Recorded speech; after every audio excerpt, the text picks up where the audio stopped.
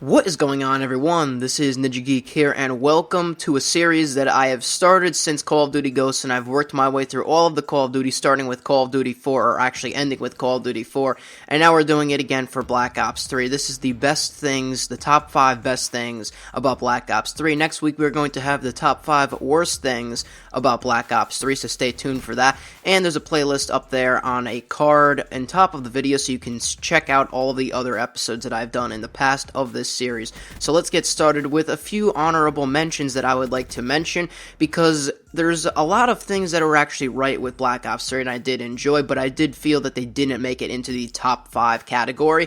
So as an honorable mention, I would like to mention the graphics and the overall color scheme of Black Ops 3 is one of the best that we have ever seen in Call of Duty history before. Obviously, since this is on a next-gen or current-gen PS4, Xbox One PC hardware, it can be compatible a lot better than something like an Xbox 360 or PS3 version of Black Ops 3, because that just didn't work out as we have seen before. But the overall color scheme is one of the best. Advanced Warfare, whether you like that game or not, I totally did not.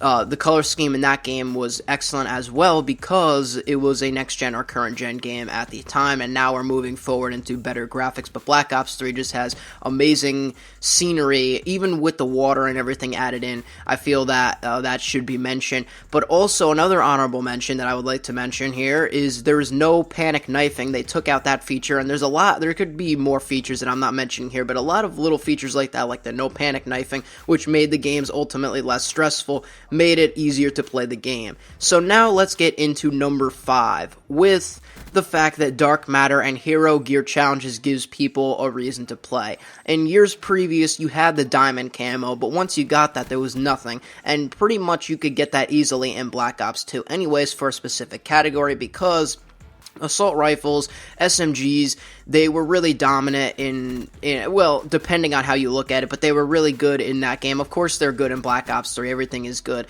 but the fact, in Black Ops 2, once you got the diamond camo for that category, it was done. You got everything, and the weapon balance was overall kind of bad in that game, so I'm just comparing it to Black Ops 2 versus Black Ops 3 here, and there really wasn't much to do. There was no specialists, there was no nothing, so ultimately, yes, it was a fun game, but after, you could only go for camo challenges, but here you have hero gear to go for, and Dark Matter, and with the new and recently added contracts and blackjack, you can go for more stuff and get more things. So it's sort of like taking on, if you will, a Destiny-style role where there's a lot more things added per week that you can do, like the bounties from Destiny. It's sort of like that implemented into Call of Duty, and it just gives people a reason to play, which is why this is number 5 on my list.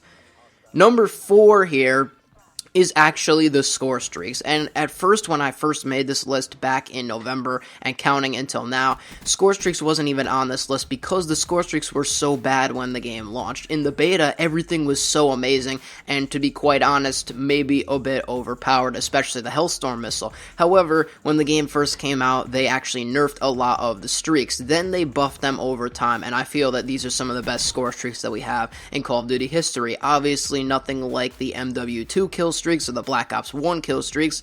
Those are the best in my opinion. Even some could say Modern Warfare 3 kill streaks. However, it's nothing like Ghosts and Advanced Warfare kill streaks that did absolutely nothing. So I feel that these Scorestreaks should get a mention here at number 4, since they have been buffed and Von der Haar and the Treyarch team have listened to us more about the game. So, coming in at number 3, I put the gun balance and weapon variety in Black Ops 3, because comparing it to Black Ops 2, for example, there was quickscopers in every single lobby. Quickscoping is an exploit in Call of Duty, obviously, but in Black Ops 2, it took it to a whole new level. It was frustrating and insane in that game, as well as the LMGs were so overpowered compared to every other weapon category, including SMGs, LMGs, assault rifles. Everything was just overpowered in Black Ops 2 as far as the snipers and LMGs go, and the SMGs kept getting nerfs. The shotgun, the R870, got like numerous buffs to it. It was insane how stupid the weapon balance in Black Ops 2 was. But in Black Ops 3, I feel that every weapon category is doable, is decent, because assault rifles work, SMGs work, snipers aren't overpowered anymore, but they still work, LMGs work, everything, there's nothing, you can't pick out one specific gun from a specific category and say that it's overpowered, because they're so well balanced, and I feel that that should be mentioned, because some people actually consider Call of Duty Ghosts, whether you like that game or not, to be a good, balanced game, even though the game was boring. And I feel the same way, but the problem with Infinity Ward games is because the guns kill so fast, it doesn't really matter about the weapon balance. But here in Black Ops 3 with Treyarch games, you have a lot more to go for in the game as far as who kills who and the hit markers themselves. So I feel that with that combined, the weapon balance just makes for a great overall experience here in Black Ops 3.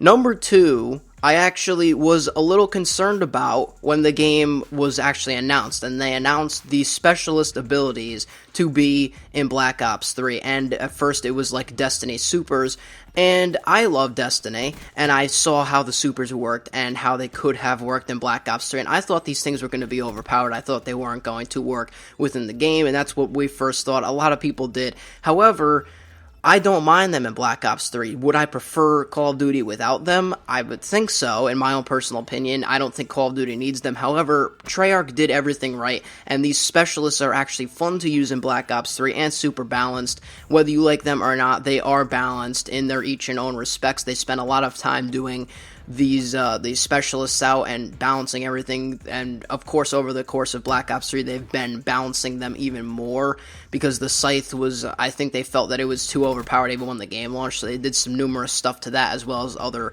specialists as well. But the specialists I wanted to make as number 2 because it was a new feature implemented into Black Ops 3, like a brand new feature taken from, I guess, other requests from other games like Destiny Supers and put them into Black Ops 3, and it actually worked out pretty well the first time Treyarch actually nailed something directly on the head. And my number 1 thing about Black Ops 3 that makes it the best of the recent Call of Duties, I guess you can say, is probably not any of your number 1s about what you're thinking of. It could be, but the fact that it is not boring, like Call of Duty Ghosts, or too chaotic, like Advanced Warfare. That I had a problem with. Call of Duty Ghosts was a fun game when it came out. Boring. Matches go till the end. It went to time limit. It didn't finish a match. Call of Duty Ghosts, you could run around Stonehaven, get 3 kills in an entire match. Boring. Nobody wants that. In Advanced Warfare, the movement was way too chaotic, and I felt like I was on an escalator the entire time, and I felt like I was actually getting seasick. I literally felt that, and sometimes I really got so bad of headaches I had to stop playing Advanced Warfare at the beginning of its life cycle. That was when I actually tried to play the game, and it was just too chaotic for me. So Black Ops 3 is a nice in-between. The thrust jumps make it a little bit faster of a movement. Yes, would I prefer boots on the ground? Definitely. I think that's what everyone wants. However, the thrust jumps are not too chaotic. However, the game isn't boring either, so it's like a mix of in-between, and I think that Treyarch nailed that directly on the head, and hopefully within Infinite Warfare, even though I don't have high hopes for that game, hopefully the movement can be similar to this and not boring like Call of Duty Ghosts was, or too chaotic like Advanced Warfare was, and that is my number 1 best thing about Black Ops 3. So let me know your best things about this game. Next week we will discuss the worst things about Black Ops 3, because definitely there are worse things about the game. And I'll see you then. This is NinjaGeek. I'm out. And peace.